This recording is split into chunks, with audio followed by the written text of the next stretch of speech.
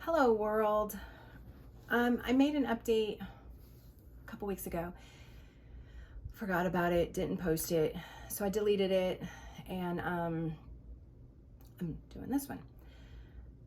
So a lot has changed. It's been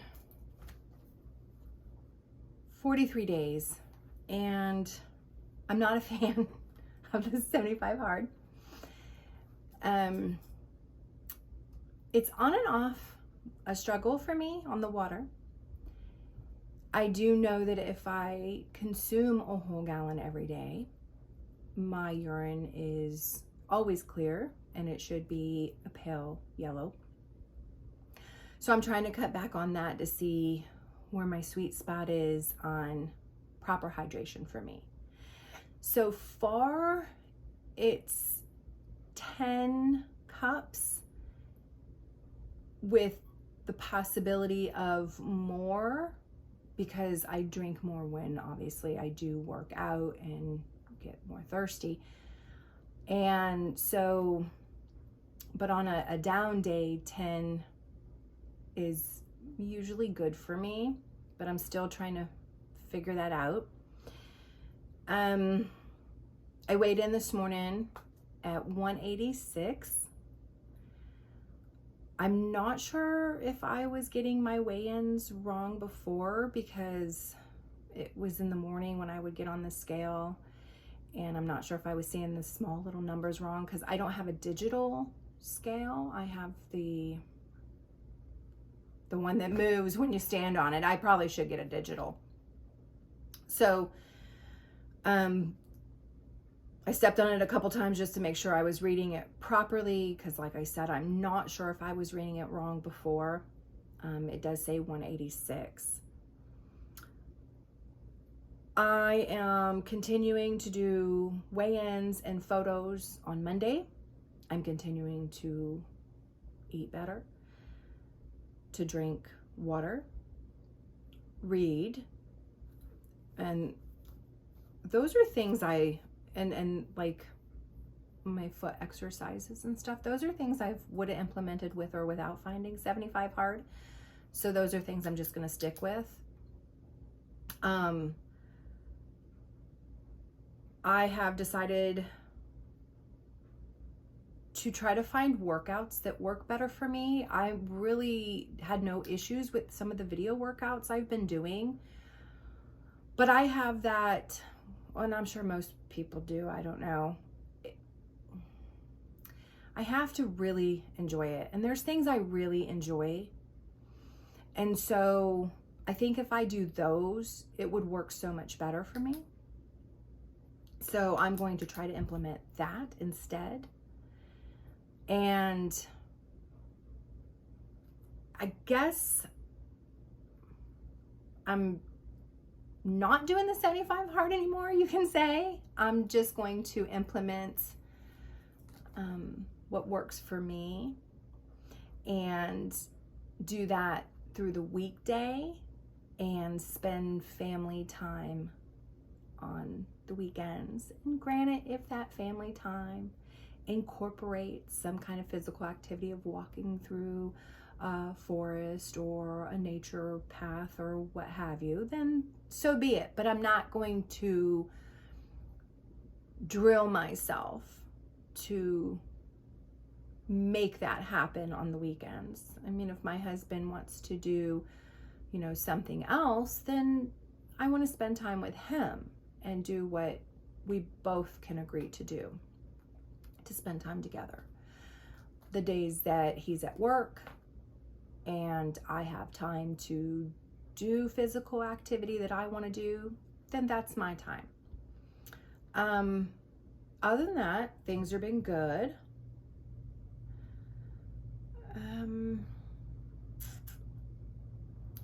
I don't think there was anything else. I'm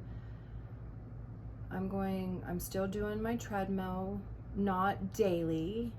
It's a challenge for me. So I do need to, I need to find out a plan that's going to work for me to mark it off, I guess.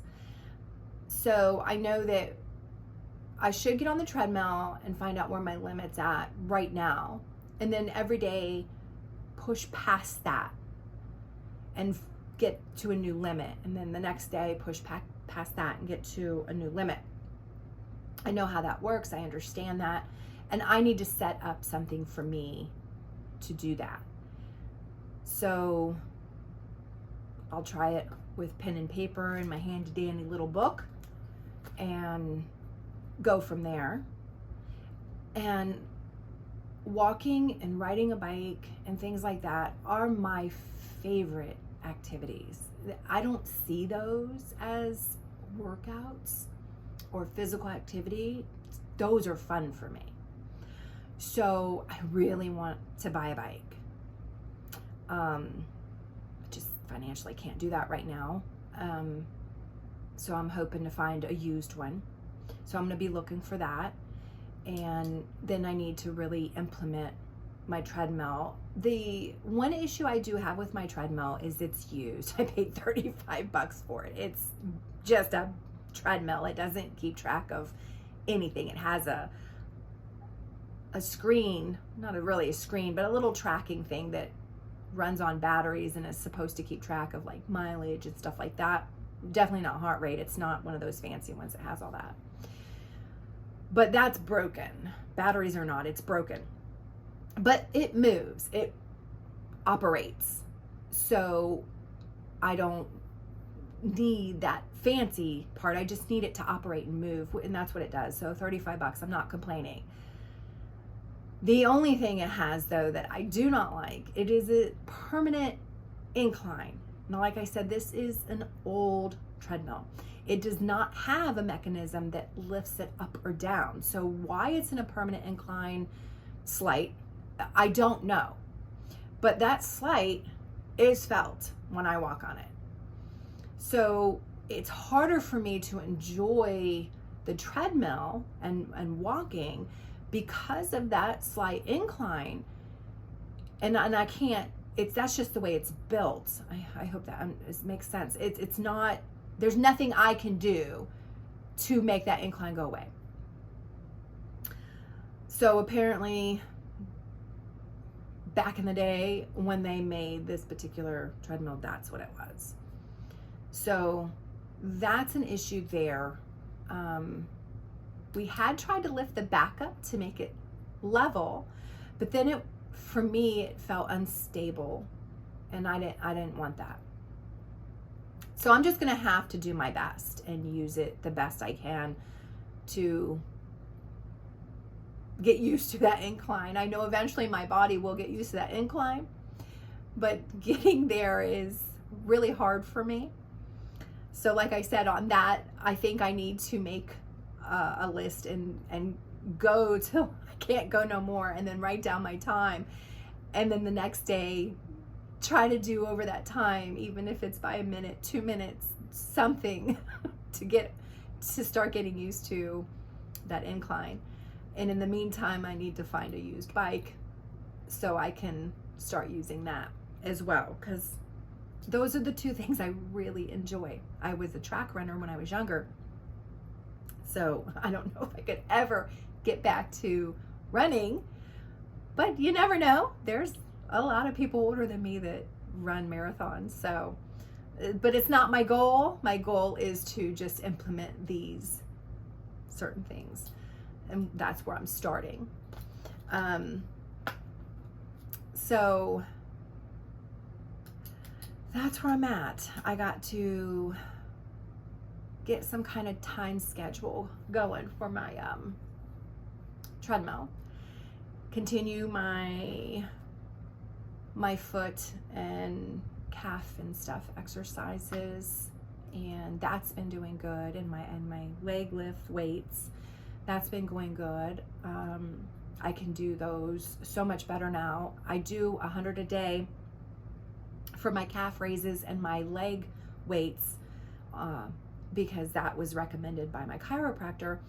And so I would break it up in segments of 25 reps calves, and then I'd sit on the bench and do the leg lifts 25, and then get back and do my calf raises 25, and I would do those back and forth to give me a break in between each one, but still get my 100 in. But now I'm finding that I can go more than my 25 calf raises and leg lifts before I swap out. So I'm trying to now do 50 calf raises, 50 leg lifts, and then, so I only have to do them twice instead of 4 times, alternating. So that's where I'm at with those. And I know that's how I can get the treadmill going, especially with the incline. I'm just gonna have to work at it.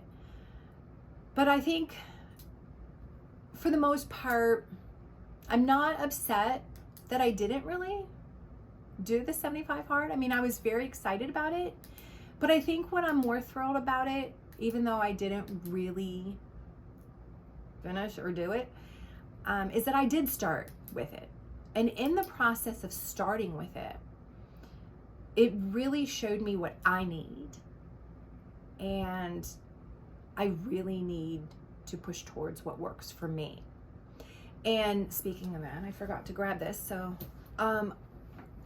I have tried, I learned about this marbles. I learned about using marbles. I said that part of the 75 hard I didn't like was no matter what happened, if you missed one tiny detail, like I think it was read 10 pages, and if God forbid you read 9 or 9.5, you had to start all over. And personally for me, those, and I understand people need to be strict and there needs to be structure and consistency, and I understand that. But for me, if I didn't count my pages and then found out that I had forgot one page, that I would have to start all over from the beginning. And that makes me, and I'm not saying this is for everybody, for me, it sets in my brain, the way my brain works, that shit in the back of your head that's like, you're a loser, you know, you missed one page, now you got to start all over.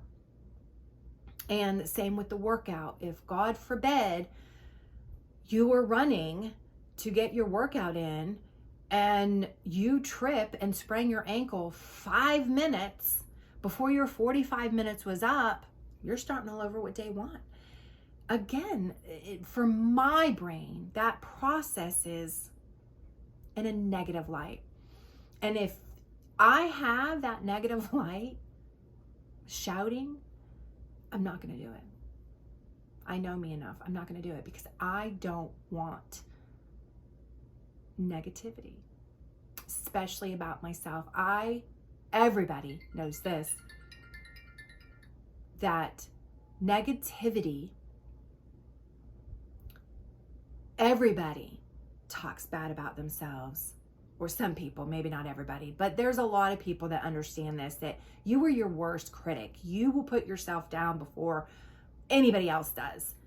And I know that about me. So when I try to bring positivity for me and my brain to tell me I'm worth it, I'm good enough, having a program that sets that back in my brain as in, no, you're really not good enough. Look, you got to start all over with day one. Oh, look, you were 2 weeks from finishing and now you sprained your ankle. So now you're starting all over with day one. That change, that's different for me. And I'm not doing that. So, sorry, off track. This one thing I learned was somebody uses marbles.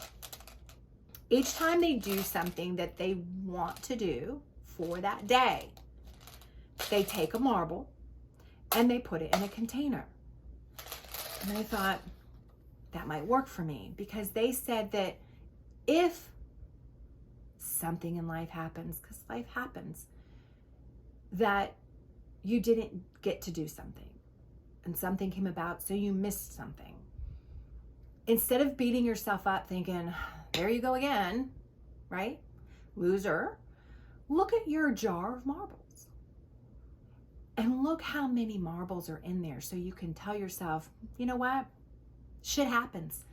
I fucked up, missed a day, or something happened in my family. So I had to miss a day. I mean, family is important to me. So, but I can look at my jar and go, but you know what? I'm not a loser. Look at the marbles in those jars.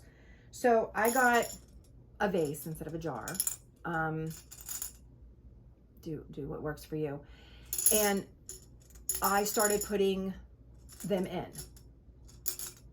And I set this out on my dresser, and I'll take my marble from my little container when I do my stuff that I wanted to do for the day and have it all checked off, and I'll drop a marble in here. And to me, so far, that is helping. I will look at this and say, I'm doing good. I'm doing good. I mean, I'm not the badass out there that's pushing 50 miles a day and pushing myself to the point of exhaustion and stuff like that. And that's fine. I don't have to be that person. There's plenty out there. I don't need to be that person. So this helps me. This helps me go, you're doing what you want to do. Yes, there's days there may be issues. And yes, that does bother me when I sit back and look and think, God, I missed that day because this happened. But then I look at my jar and say, that's okay. That's okay, because sometimes things happen, and you have to be okay with that. And I know there's a lot of people that push to explain, because I read it. I read a lot of stuff like that. I'm reading a book now called Can't Hurt Me. And I do understand people have 24 hours in a day. You have the same 24 hours as me, and you block out your work schedule. You block out your everything that happens in your life to figure out how many hours do I have in the day for me to do these things. And that's fine. I do get it. But this works for me. This lets me know, yes, something happened and it's okay. It's okay for me. This works for me. If I miss a day because my grandkids showed up and I spent the day playing with them, I don't care. I'll look at my jar and say, it's okay. I took a day, spent time with family, loved ones, and I got this, because I can do it again tomorrow or the next day or whatever, and put my marble in my jar and go back to filling it up.